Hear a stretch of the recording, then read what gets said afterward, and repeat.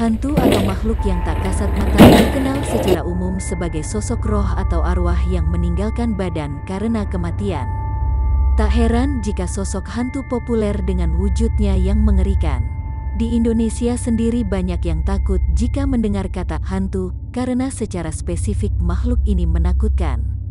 Salah satunya kuntilanak. Hantu yang terkenal lewat suara tertawa melengkingnya ini merupakan sosok yang menyeramkan dan pastinya membuat siapa saja merinding ketakutan.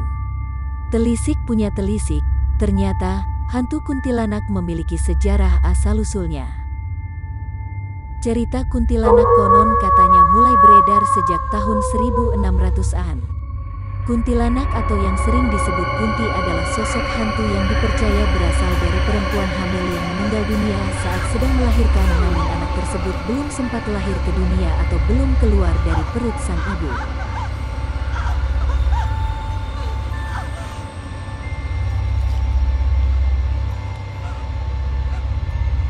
Hantu kuntilanak berasal dari kota Pontianak yang terletak di Kalimantan Barat. Awal mula mengapa kuntilanak dikaitkan dengan Pontianak karena asal dari makhluk astral ini ialah kota tersebut.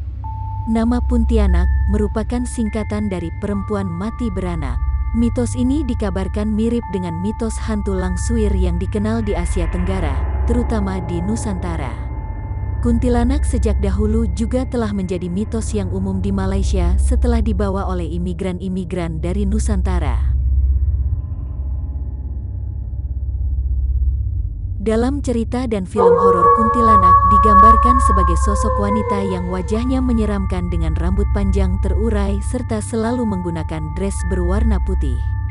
Namun berbeda dengan cerita rakyat Melayu yang menggambarkan sosok kuntilanak dalam bentuk wanita berwajah cantik dengan punggung berlubang.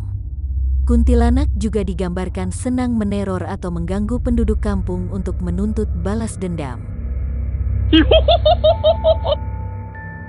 Sehingga kesan untuk sosok makhluk tak kasat mata ini begitu menyeramkan. Tak heran setiap orang yang melihatnya sampai histeris ketakutan.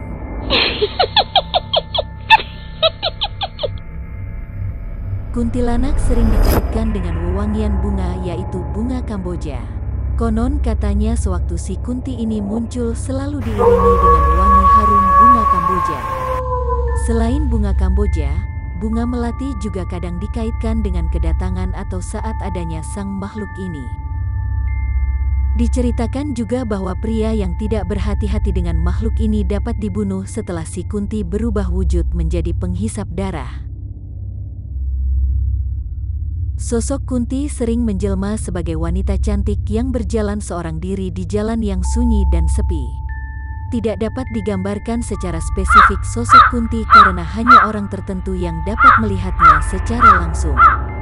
Dikatakan bahwa kuntilanak sangat menyukai pohon tertentu sebagai tempat bersemayam, misalnya pohon waru yang tumbuh condong ke samping. Di pohon tersebut ia duduk bersemayam dan sesekali mengeluarkan suara tawanya yang melengking sehingga membuat orang ketakutan apabila mendengarnya.